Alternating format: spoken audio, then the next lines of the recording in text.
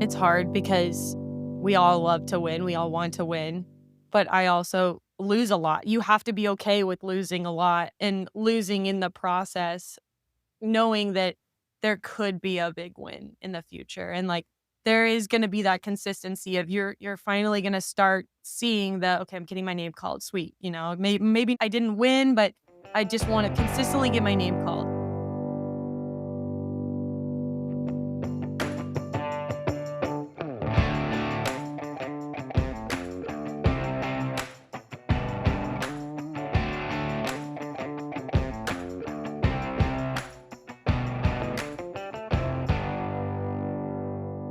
Welcome to Elevate Your Ride, the podcast dedicated to elevating your performance in the saddle. I'm Ellie, your personal trainer.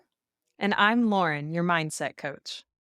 Today, we're excited to have on world and Congress champion Carey Nowacek. She is a extremely talented rider who I've looked up to since I was a kid, both in and out of the arena. Not only does she show up with grace for herself and her horse, but for her barn mates as well. And I think that there is something that all of us can learn from her horsemanship and sportsmanship. And we're just so excited to be able to have her on the podcast and take a little bit of a dive into her mind to see how she has become this cool, calm, poised, and collected champion that she is today. So thanks for coming on, Carrie. Yeah, thanks for having me. I'm so excited. Yeah, absolutely. So, one of the first times I was introduced to you, I guess, was back when we were youth kids, when you were showing Certify This Checks. You had a great year leading up to your AQHA World Championship. I felt like you started off strong and just kept building momentum, and then you were able to become that champion that we all dream of being. Can you kind of walk us through a little bit of that year and how you built show after show after show, didn't let any of your momentum slow to finally then win that major event? Yeah, for sure. So you're so right. It was one of those years that you just everything kept working out. And I've been showing since I was, gosh, 8, 9 years old, and I that was always a goal of mine. I had never won the world show. It was something that, like, my whole family, my whole barn, it was our goal was for one of us to win the world show. It was something we were always working towards, just like everybody, and to have the year that I did was just crazy. So, I had gotten lug nut, um, when gosh, I think I was 16, 15, 16, and I was lucky enough we bought him as a pleasure horse, and I had another horse at the time, so we were able to bring him along slowly while I showed my other horse at the same time, and I got to add the events on Lugnut and kind of start slowly. Okay, we started with showing him in the equitation, and then we started showing him in the trail and slowly adding the events. So that my final youth year was obviously I was just showing him, and we had come the year before we wanted to haul for High Point, the year in High Point, and he got an injury in the middle of the year. So that was kind of a sad thing. And then I went to college that next year. And so I really only got to show at Florida, and then I think I did Arizona and then all the major summer circuits. And it was one of those things of Florida was our first horse show of the year and it started out great. And then from what I remember, every summer circuit, I won the circuit in the horsemanship. And it just kept building and building and building as you want to going into a major horse show, a world show of just building the momentum for confidence in yourself and your horse, but also for everyone else to see of like, "Oh my gosh, Carrie, like, look, she's just getting better." Like, kind of that, you look at other people and you're like, "Gosh, I'm kinda scared of that person," and I got to be that person of like, "Okay, wow, like, she's finally getting it." But it was one of those things that we worked really hard, and I just remember that summer of it was pedal to the metal, not slowing down. I had had a great freshman year in college, and I attribute a lot of my success that year to college and getting to just you are riding horses that know a lot of times nothing, and so you puts a lot of confidence in yourself, especially when you do go back to the horse that you know and a broke horse, and I that summer, I was able to be super confident in myself and I trusted my horse. And when we got to the world show, it was one of those things that, like, I just knew that I could win no matter what event I was going in. I just had the confidence of I can win this. I can do this. And that's kind of how it all played out. It was so great, and even from there and then that same year, the Congress, I did the same thing. I got to fly in. It was a whirlwind. I flew in and was there, I think, 3 days total. I'm not sure I even saw my hotel room, and we won the high point, the youth all around, and won the horsemanship, was reserve in the showmanship. It was just, again, one of those confidence things of I knew my horse. I knew that I had the ability to do it, and I think that played a lot into it. How did you go about building that confidence, like, in as much detail as you can?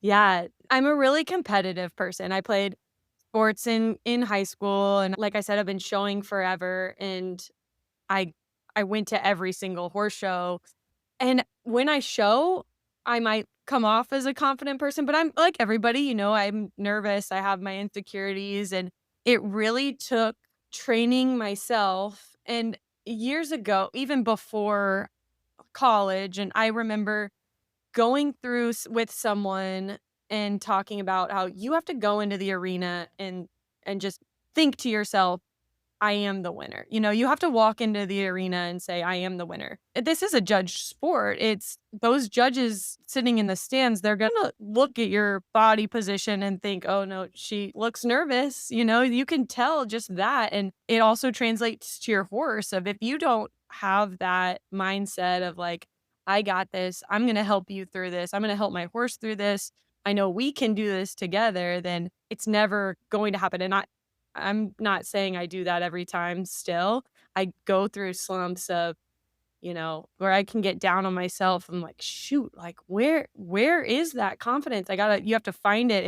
It's something that you have to build, and it's hard to keep for sure because we can be knocked down so hard, so quickly, so easily in this sport. But it really is training your brain, I think, more than anything of as much talent as we can have and as much talent as a horse can have, it's putting it all together of the mental aspect of it, along with the physical of how we ride our horse. Yeah, I agree with that, Was and that in depth enough? I don't know. no, that was perfect. Honestly, I loved everything that you had to say. I think that that is something that a lot of us strive to attain. And so when you go to each horse show, is there something that you do to try to help get yourself in that confident zone? Yeah, I think now it's more of a second nature type thing, but for sure it goes in waves, like, you lose it, and you lose your confidence, when you're struggling with a horse or you're having a hard time with this or that, and you lose that confidence, and you have to come back to find it, and a lot of it goes with for me especially, it's riding my horse, going through in my head the pieces of the pattern, the pieces of not necessarily running the pattern itself, but like, "Okay, I need to be good here," or, "I need to do this and that here to feel good about myself." For example, at a major horse show that I know that I wanna be as good as I can be, I will lay the pattern out in my head, and I run the pattern through the eyes of myself. So I'm not watching myself, I actually run the pattern as if I am going through the pattern, Yeah, not watching the like in video of first it. person instead of Yes, third person, yeah. yeah, exactly, and I go through that pattern, and if there's somewhere like, okay, I stop and I turn right. If I go through the pattern, I stop and turn left, I stop, I have to go all the way back to the beginning of the pattern and start over. Like, so if I get a place and I do something wrong or I don't like what I did in my pattern, I have to go back, start over, and restart that run until it's perfect in my brain. So that stuff I do at major horse shows or when I know that I need to be like, "Okay, I've got to get in the right mindset for this specific pattern." Did somebody teach you to do that, or is that something that you just developed over the years of showing, or did you have, like, a bad experience where you forgot a pattern and you're like, "Oh my gosh, I never wanna have that feeling again?" Like, what inspired you to start working on that piece of it more? Honestly, I'm pretty sure it was Robin Robin Frid told me that when I was, like, 14 years old. he had taught me that exercise. And I wish I could remember why he taught me that or where he had helped. He and my trainer as a youth kid, Brad, were really good friends, and so Robin would help us every once in a while, and I don't I'm pretty sure that's who taught me that exercise, and it just kinda stuck with me, and I've always gone back to that. How has that helped you when you actually go to show? I think it helps me the most because I feel like I've actually run the pattern, as many times as we can run it, like, on your horse, in an arena, whatever, but actually feeling yourself, seeing through your eyes, going through the pattern really gets you, I wanna say, not necessarily confident, but you feel immersed in that pattern of like, "Okay, this is what I wanna do here. I think I could do this here," versus just riding through the pattern and it not being right because it's never gonna be perfect. I mean, no matter what, I don't think I've ever okay, maybe there's been one time when I've gone into the arena and had a perfect pattern, and I'm not even sure if that was perfect or if I just was just so happy after I had gotten out that I was like, "That was perfect," you know? So, it's never going to be perfect, so it's how am I gonna ride through even though it isn't perfect? How am I gonna pretend to the judges that this is perfect? So, going through that pattern in my head through my own eyes is it's kind of teaching myself how to fake it. Yeah, that's exactly how I feel whenever I do it too. I do it at the major horse shows, and I probably should do it more often at the Yeah. smaller shows, but, like, that whole Me too. says the girl who went off course at the show at the last horse show we went to. Yeah, well, yeah, I mean, I went off pattern at the world show in the showmanship, like, I Oh, maybe should have no. done it there, but yeah. Right? But it does when you have that full, like you said, I love the word you used, immersive experience where you're feeling your horse, you're feeling what your body's doing, your emotions, seeing the way that you're going to draw out a pattern. Like it does make it feel second nature when you go and step into the pen and actually get to do it. And it's like the way that you cue your horse feels so much easier because you've quote unquote done it 10 times already. And you don't have to wear your horse out in the process of getting there. Exactly. Or stress yourself out in the warm-up pen, doing it a million times not correct when you can get that confidence out of the arena and then go in and show and be happy with it versus second guessing yourself in the warm-up pen. Absolutely. Yeah, because a lot of times that warm-up pen is so busy, you're not gonna be able to do it exactly how you wanna do it when it's time to show. Yes, exactly. And let's talk about the warm-up pen also being able to just mess with your mind of if you start watching other people and giving yourself that, "Am I should I be doing that? Should I try that?" That the warm-up pen is a very scary place, and it's hard to keep your mind down, keep your head down, and not look at everybody else and think, "Oh my gosh, they're so good," or, "Wow, should I try that?" It's the warm-up pen's scary. So, you're very blessed too that you surround yourself with great friends and your fiancé is very talented. How do you let them inspire you rather than look around and say, "Oh my goodness, Jonna is so great. I can't ever compete with her." I mean, I think that regularly, always. I mean, she's pretty great.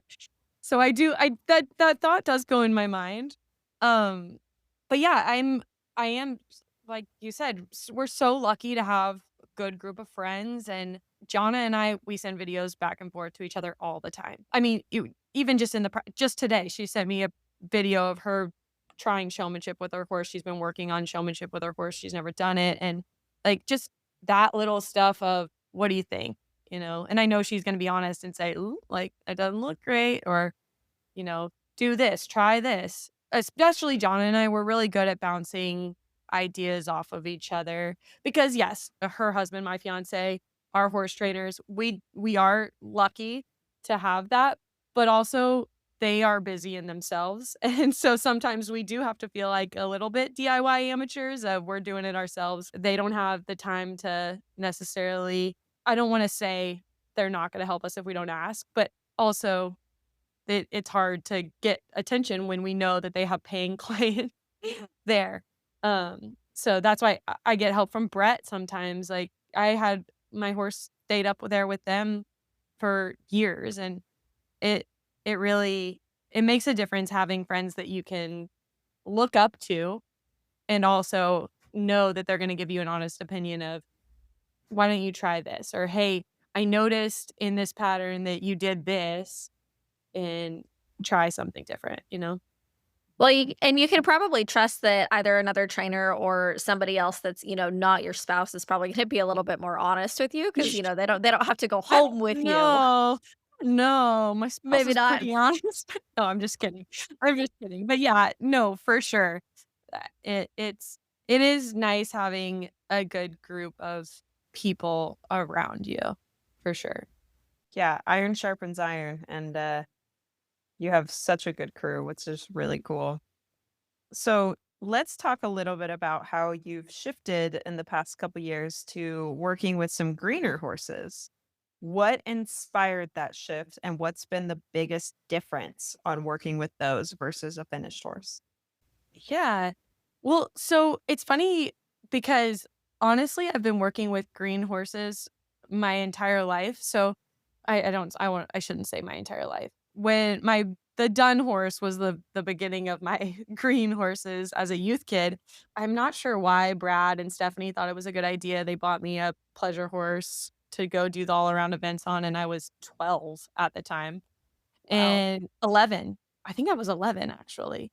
And we taught him the all around events, and he basically I just had to go do it, and we taught him as I was learning as well, and so I don't really know anything different, but I I think what I enjoy the most about the greener horses is the process. It's so fun to me to get to go through all stages of teaching them something that they've never done before, or even as far as, like, taking a horse that might be a problem, that's I've had a lot of those also, that I have to go and kinda deconstruct and say, "Okay, let's try and make this better, and how can I kinda rehab your brain to" "You're not working for this person, how" I want that challenge of, like, I'm gonna make this work for me, and I know there's a nice horse in there. How can I find that nice horse? And it's the little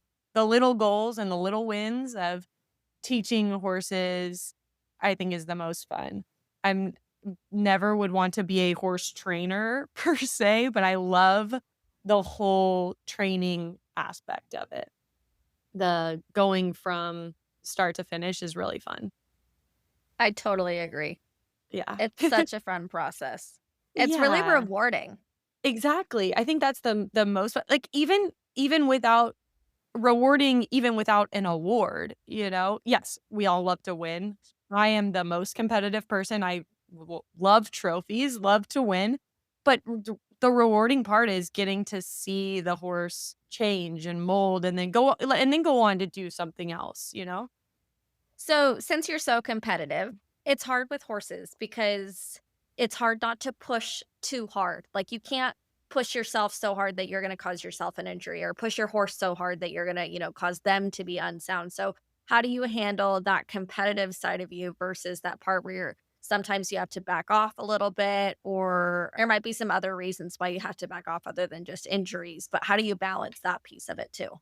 Yeah, gosh, and it's hard because we all love to win, we all want to win, but I also lose a lot. You have to be okay with losing a lot and losing in the process, knowing that there could be a big win in the future, and, like, there is gonna be that consistency of you're finally gonna start seeing the, "Okay, I'm getting my name called, sweet," Maybe I didn't win, but I just wanna consistently get my name called.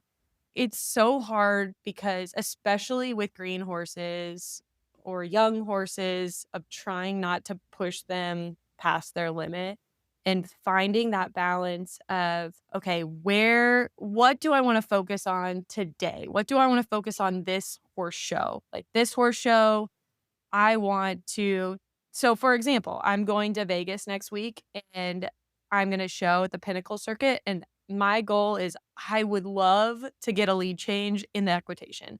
I know my horse can do it, I know I can do it, and so I know I'm gonna have to throw out a few things, and I might not win per se the class, but if I can get my lead change in the class and everything else doesn't matter. I wanna go in there, I wanna have a good solid run and get my lead change, you know? Like, so little things like that of finding the little goals because we know what it takes to win. I mean, it takes a lot to win at the level that we are, and we're so lucky that now we have these green horse classes because if not, I'm not sure where we would have a place for these horses. Trying to push them to the level 3 amateur status is really hard, and that did get discouraging of, you can't get them there that quickly, but we all fall into that trap of pushing them so hard, so fast to make that, and it's very easy to slide down that slope of, "Okay, this is going good. I'm gonna keep pushing. I'm gonna ask for this now." I really have to remind myself, "Okay."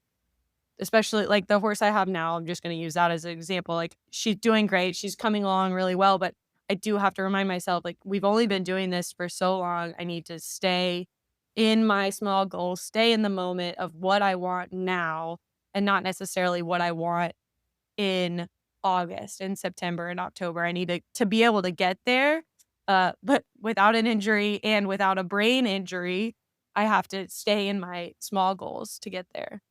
I think that that's a really important mindset to have, and I like how you said, "Okay, I really want my goal to be my lead change, and if other things maybe kind of fall apart or aren't as great, and if I don't win, like, that's okay for this horse show because 'cause we're working on building something bigger." Like, Yes. I think that that is so important to have because if you said, "Okay, like, my horse and I are gonna try this new thing, we're gonna try this lead change, but I also expect everything else to be perfect, and I expect to win," like, that's Yeah. where I think people get into trouble a little bit. Yes, exactly, and it's so easy to do that because Yeah. especially, like, so we've been successful in the equitation. I know that, like, I'm super confident in that right now. It's gonna be very hard for me to go out there and know that, "Okay, this is I'm probably gonna bomb this, but I know that this is what I need to do to progress this horse and progress myself, and it's I know in the end, it's going to be better for the horse." So, it's hard to be in that mindset for sure. Hey everyone, thanks so much for tuning in to Elevate Your Ride. We're so excited to continue helping you elevate your performance in the saddle. To keep bringing you quality content and information, we're asking you to help us. Tell your friends about us on our podcast, like and share a meaningful quote you saw on our social media, write us a review on Spotify or Facebook. You can also join our Facebook group and ask all your health and fitness questions, or maybe post a success story to motivate another amateur. Your engagement really helps us support and encourage the equestrian community. We're also inviting sponsors and supporters to help us build our show. As a sponsor, starting at just $150, you'll receive marketing on our podcast, website, and growing social media platforms for your business. It's the perfect way to connect with the equestrian community and showcase your brand to our dedicated listeners. And for our supporters, your $50 contribution gets you a shout out on our social media and website. Every bit of support really helps fuel the show and helps us inspire and motivate equestrians. So, if you're interested in learning more about that, you can scroll down to the show notes of this episode and look for the Become a Supporter or Become a Sponsor links and click on those to get some more information. Thank you for listening. We can't wait to continue expanding our platform and helping you elevate your ride. Hey, Elevate Your Ride fans. Are you loving our show and looking for a way to show your support? Check out our line of Elevate Your Ride merchandise. From stylish t shirts to cozy hoodies to journals and hats, we have everything you need to represent your favorite podcast. Ready to gear up? Click on the Buy Our Merchandise Here link in the podcast notes, or head on over to our website, elevateyourride.co, and click on the Store tab. Thank you for your support. Make sure to like, follow, and share our platform with your friends. How do you know when you're ready to make that leap in the show pen, when you're ready to try that lead change or ask for a little more speed or give them a little more rein? How do you kind of determine and decipher that? Oh, I don't know. It's I a mean, good question. Lauren in Waco, and I was like, "I'm gonna change leads, I'm gonna change leads," and then I come out, I'm like, "Oh, nope, definitely wasn't gonna change leads today." Like, that was I know I might go to Vegas and think the same thing of like, "Nope, chickening out, like, not good."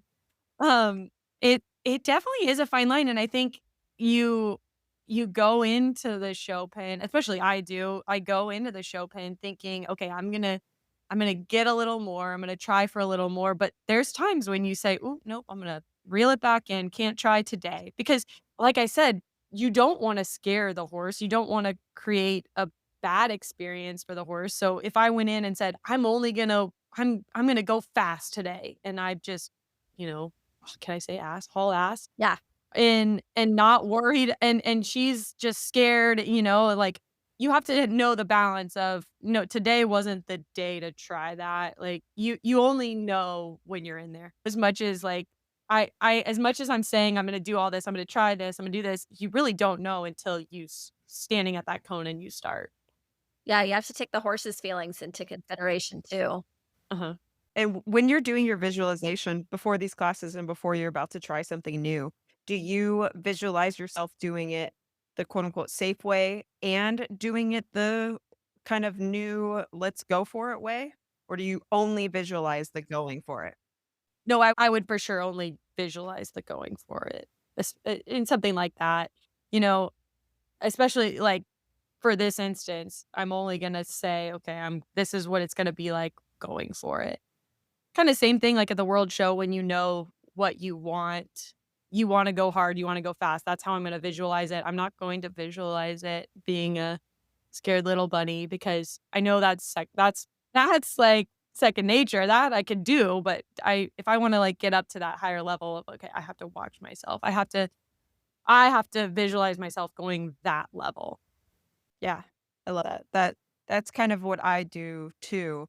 And then when I go out there, if the horse feels different underneath me, and if he doesn't feel as confident, then I'm gonna rate back and say, okay, I'm gonna ask the level of your confidence right now. Yes, exactly, and it's so important for our horses, whether they're green or whether they're seasoned, you have to be a horseman and know, "I don't wanna have a bad experience out here. I don't wanna push my horse past its limits." You have to ride the horse you have underneath you. I feel like that's how you build a long-term partner in the show pen. Yeah, for sure. Yeah. A confident horse Yes. for sure. Yeah, because 'cause you're building a partner, it's not a dictatorship, it's a partnership. Yeah, you're right. Yeah. Yeah, yeah, there's respect when you take their confidence into consideration there.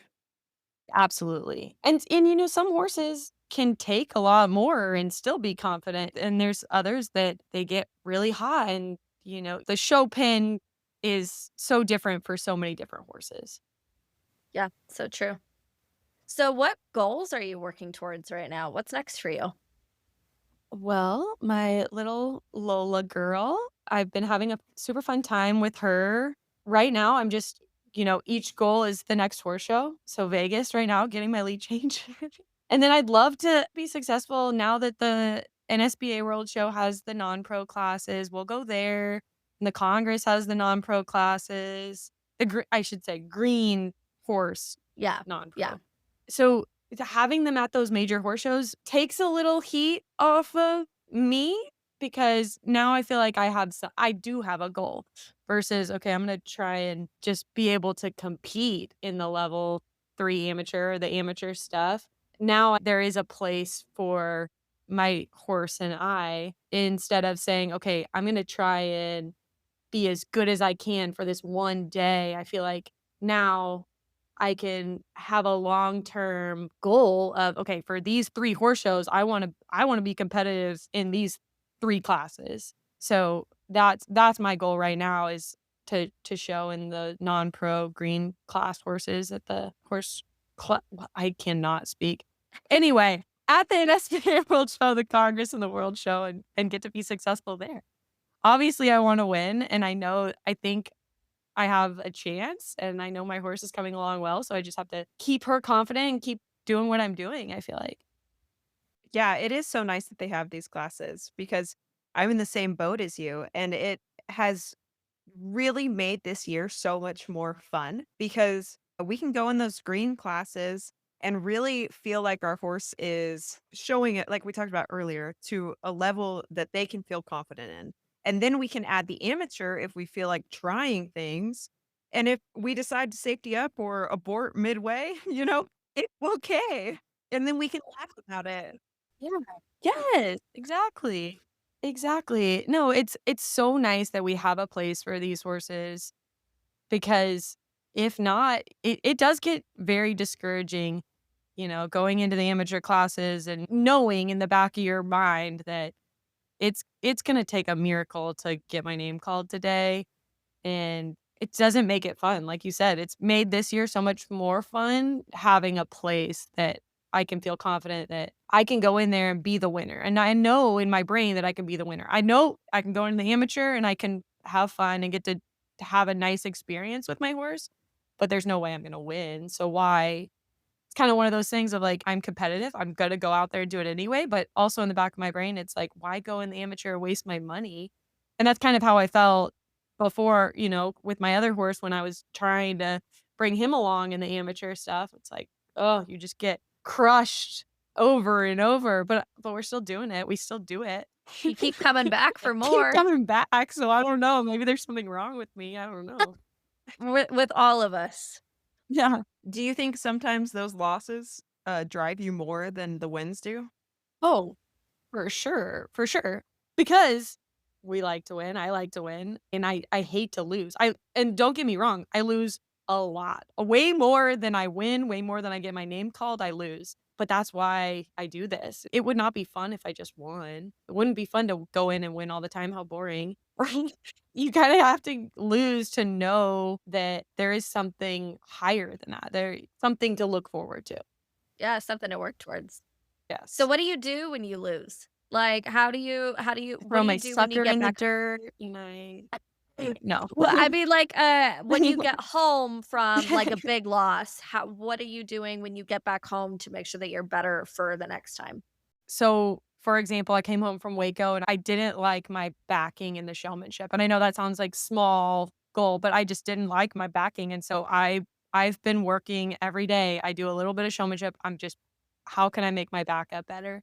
And I think that's every horse show I can come home and take home something of, as a whole at the horse show, what did I not like? What did I need to work most on? And I'm not saying that's the only thing I needed to work on was my backing and the showmanship, but that's just an example of I come home from a horse show and I know exactly what I need to work on. And whether that's I need more connection or I need to work on my transitions or something, but there's always something you can come home and work on. And I think that from horse show to horse show, especially, I'm lucky enough that I get to go I'm on the road pretty consistently. So I have a window of time that I can go from one horse show, quote unquote, fix or work on what I didn't like at the previous horse show and then get to go try it at the next horse show and see if I've made progress,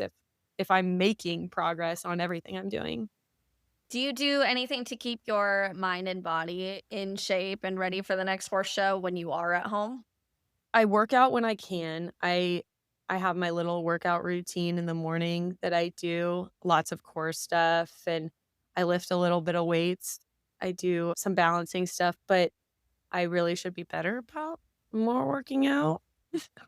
Mind-wise, it's just riding. I try to ride. I work, a real job, as I would tell Michael. I work a real job as opposed to his horse trainer job is not a real job, I don't know. So I'm in an office all day, and then I get to come home and go to the barn after work, and so I try to ride as much as I can, and even after I ride, I'll get off, saddle on, and I'll do, 10 minutes of showmanship just to be running in the dirt and doing a little bit, keeping it fresh on my brain, but that's really all I can do. What does your routine look like, your fitness routine? Is you really wanna know? It's Yeah, funny. I do. Y'all are gonna giggle at me. No, Okay, I'm not. so in the mornings, well, I do like 100 abs, whether it's in the morning or in the evening, some type of ab situation. But in the mornings, when I brush my teeth, y'all are really gonna laugh. When I brush my teeth, I do, I don't even know what you call it. I like leg lifts to the side. Yeah, Leg leg lifts. lifts. So Okay. I'm balancing Okay. on one leg, like, kind of bent on one leg, and then I Yeah. raise one leg, and then I do the other, all and my toothbrush is electric, and it tells me when I'm done or whatever.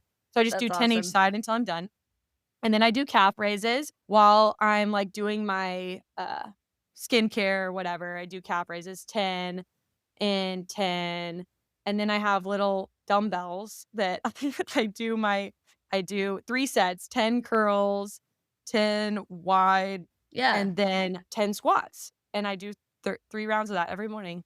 I love it. I love it. What got you into that routine? Like, when did you start working on your fitness? I don't know. So I've I played sports all through high school. I was a big softball player. I know my friends make fun of me for that, but I played pretty competitive softball, so I've always been an active person and always Yeah. worked out, and, when you get busy, and I still once a week, I go to the gym and I'll, like, run on the treadmill or something. I try to fit Yeah. something in, some type of physical activity, but I don't even know why I started doing that, and, like, my friends laugh at me too because when we go on long road trips, I have the dumbbells in the car and I'll do 'em. Yeah. Michael thinks I'm, like, crazy sitting in the front seat doing arm curls, but I just have to.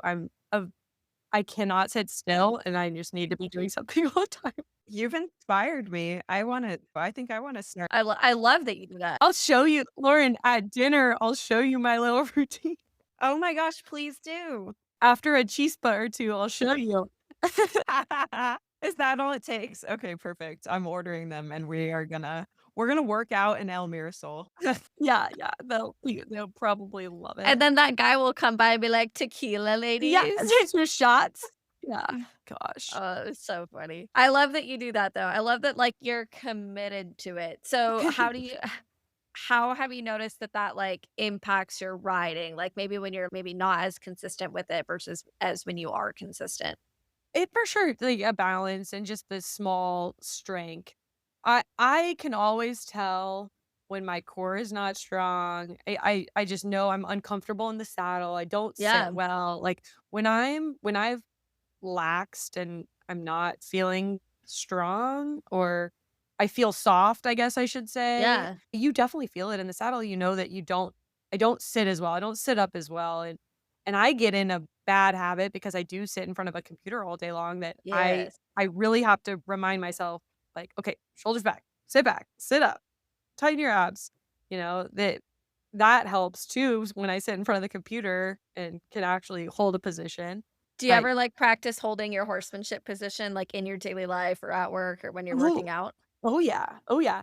Like, Yeah, I'll yeah. sit at my office desk. I'm sure my coworkers look over and like, "What is she doing?" But at times when I'm thinking about it, if I'm thinking, "Oh my gosh, I'm slouching," I'll sit up and, like, get in horsemanship position. Yeah. Yeah, for sure. So I have, like, all my clients work out as often as like, when they're not holding, like, a dumbbell, obviously, I'll have them, like, hold a Uh-huh. horsemanship position. It's just that muscle memory. Like, the more often that you can hold Yeah. that position, even when you're working, even when you're, like, walking around the house, like, the more that you can hold that position, the easier it is when you go to ride. And some people might listen and think that we're crazy for that. But hey, No, you gotta do what absolutely. you gotta do to get better.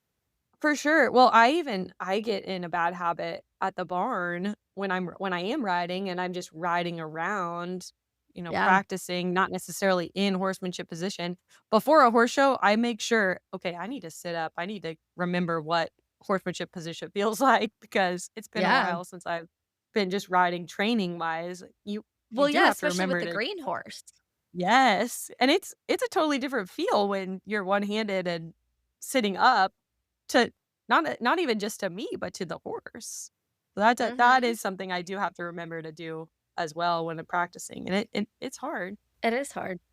How do you kind of make that mind shift? Because I know that that's a struggle for me when we ride our horses every single day and then have to go and show. Sometimes ignorance is bliss, right? Where you feel like you can just send it and you go. And when we know our horse so well, sometimes that could be a detriment. So, how do you walk that line?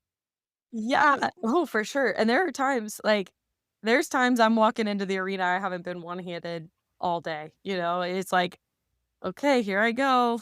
Hope you keep your head down." Wish me But luck. yeah, hope I look okay. But it is you do have to remind yourself that it's a different feel for the horse when you have reins in one hand and you're sitting up. And so I really try to remind myself practicing, even if I'm two-handed, I have to be sitting up, like hands together. When I like it, I try and mimic like show pen. Okay, I like this. I'm going to try and sit up and see and make sure my horse is going to stay because it's so easy for us, especially with the green horses, trying to teach them to just get in horse trainer, quote unquote, mode, and you forget about that when you go in that arena, it's a completely different ball game to your horse and to you when you're sitting up there, with no aids to help you. And but there's definitely been times when I've going in the arena and sending it with I haven't been one-handed in a couple days, but here we go.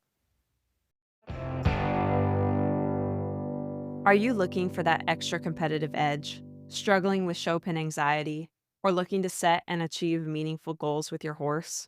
Schedule a session with me, Lauren, your dedicated mindset coach. As an experienced competitor, I understand the mental demands required to excel at the highest level, and am here to support you in building a plan to help you stay accountable and reaching those goals. For more information, check out laurencervelli.com or click on the website link in our show notes. Let's work together to elevate your ride. Hi, everyone. It's your personal trainer, Ellie. If you're looking to become a stronger, more balanced, and flexible rider, I'm here to help. I offer virtual personal training sessions and customized workout plans that you can complete on your own. As a fellow competitor, I understand the physical demands riding requires, and my goal is to help you perform your best for your horse, whether you're preparing for a show or just want to improve your everyday rides. Visit lopindowntherailfitness.com or click on my website tab in the notes of this podcast episode to learn more. Let's work together to elevate your ride. Can you tell us about a win that happened unexpectedly where everything kind of fell into place at the right time that you didn't think was going to? Yeah, for sure. So when I was showing Thomas, I had just kind of come back to showing as an amateur. I had always kind of had a horse, but I wasn't fully in it. And I started showing Thomas that summer. We went to the Congress and I showed him the horsemanship and I thought I was amazing and I didn't make the callbacks and I was crushed. Like I just, I was like, this is my class. Like, how could I not have what did I do? And I was just so I had a g and I hate saying that because I had a great Congress. I placed in other events, and so it sounds very silly of me to be so upset about that. I had a great Congress. I don't wanna take away from anyone for that, but I just horsemanship is my thing that I love so much, and going and thinking I had a great run and then not being rewarded was for sure a bummer. And then we went straight to the world show, and I don't know if I even showed any events beforehand. I forget, but I did the horsemanship, made it through the prelims, was super happy. And then the finals, I ended up 3rd, and it was the most shocking to me, mainly because I knew I was great. I knew that I could be great. I knew that I could be the winner. But in the back of my head, also, I was like, these judges probably don't think I can do it anymore. After coming off the Congress and being a little bummed of I was not prepared. I was just happy to be in the finals and to be 3rd and come out with a trophy was so much fun. That was definitely like a surprising win. I like that story a lot. And so when you walked in there for your finals pattern, when you had kind of had a little bit of these doubts in your mind, how did you shut it out and just say, I'm going to go for it? I went in so confident in myself and so confident in my horse of like, this is what I know how to do. I'm good at this. In my head, I knew I was good at it and I loved the pattern. I knew every step that I wanted in that pattern and I wasn't going to care what anybody else thought.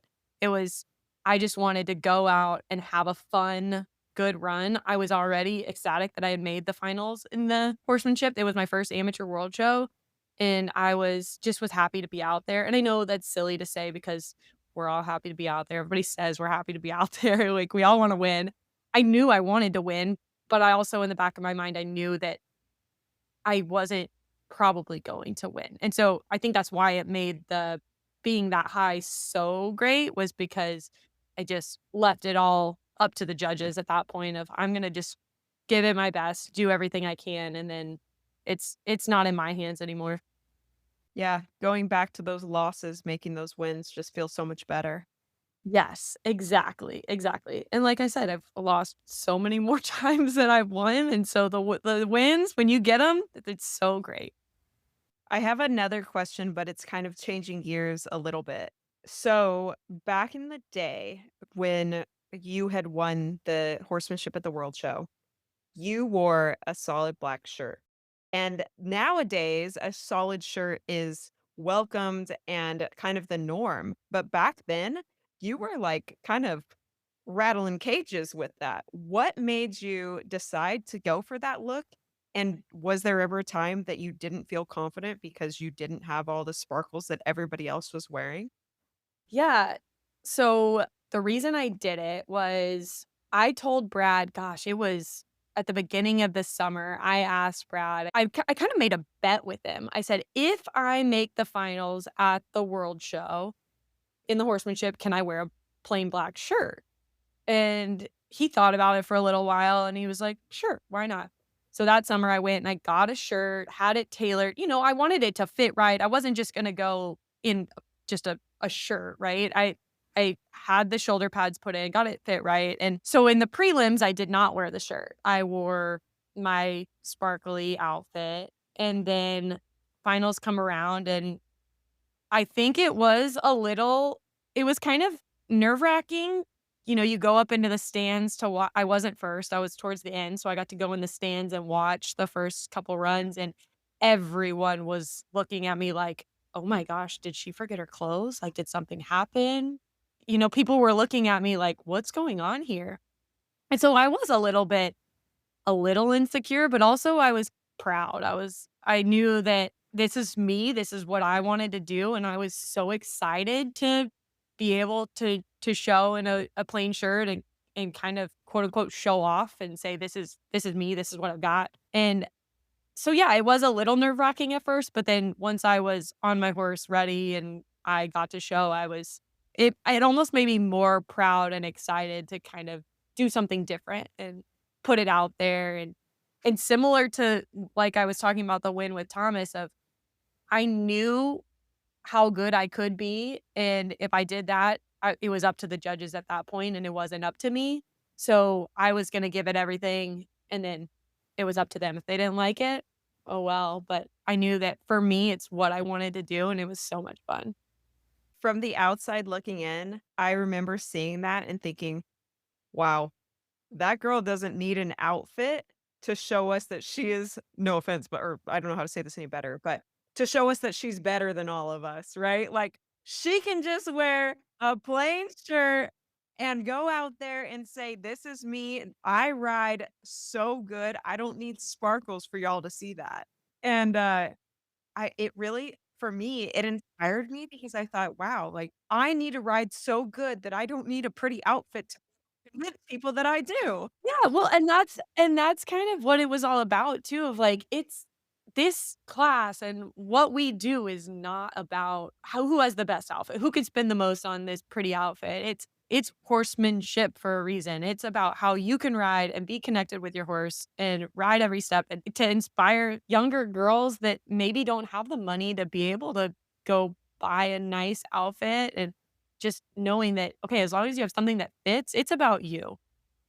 I'm not taking away from I love a beautiful outfit, don't get me wrong, but in the end, it is about how you ride and how well something fits makes a huge difference as well.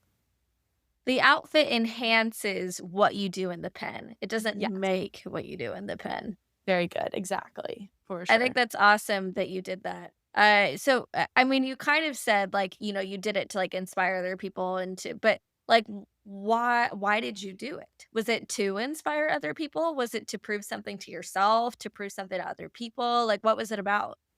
I think it was just to prove something to myself. I would love to say I wanted to inspire young girls, but I was 18 at the time, 19 at the time. I don't think I had that in my Right. brain.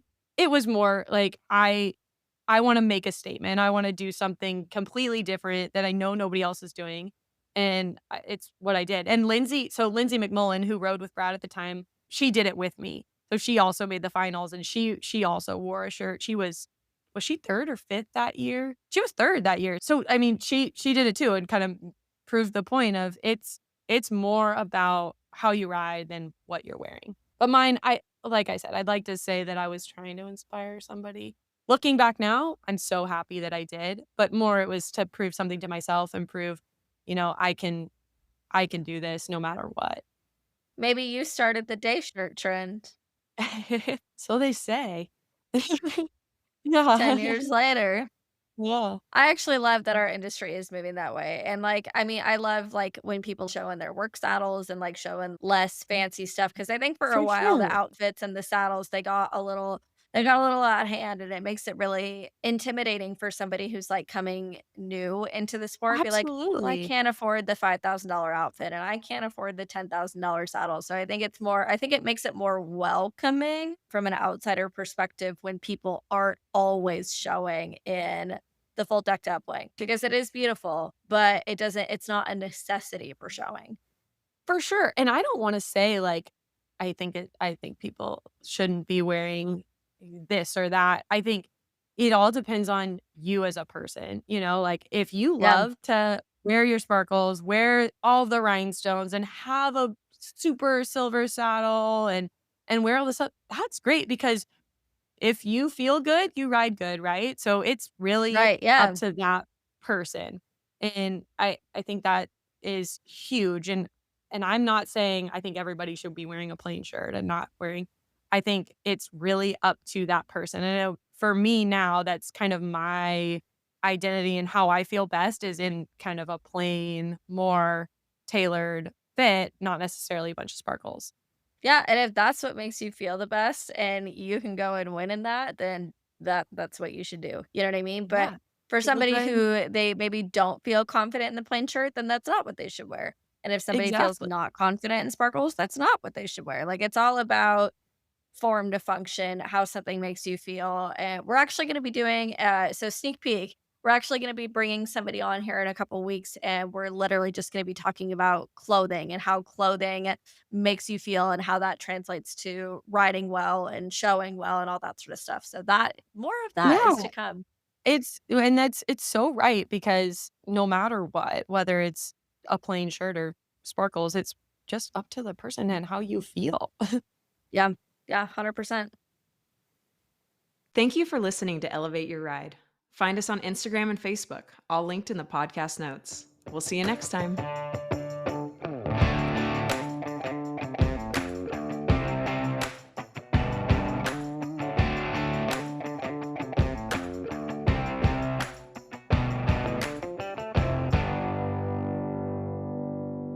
The information provided by Elevate Your Ride is for educational and informational purposes only and is not intended as medical or professional advice. While we discuss health and fitness topics related to equestrians, the content provided through this podcast is not a substitute for professional advice. The views expressed by the host and guests on Elevate Your Ride are their own and should not be taken as professional guidance. We strive to provide accurate and up to date information, but we cannot guarantee that the information will be applicable to every individual listener or that it reflects the most current research or guidelines. Before making any changes to your health and fitness routine, we strongly recommend consulting with a qualified professional who can provide personalized advice based on your individual needs and circumstances. Elevate Your Ride and its creators will not be liable for any direct, indirect, consequential, special, exemplary, or other damages arising from the use of information on this podcast. Thank you for listening to Elevate Your Ride. We are committed to providing high quality content and appreciate your trust in us as a source of information for your health and fitness journey.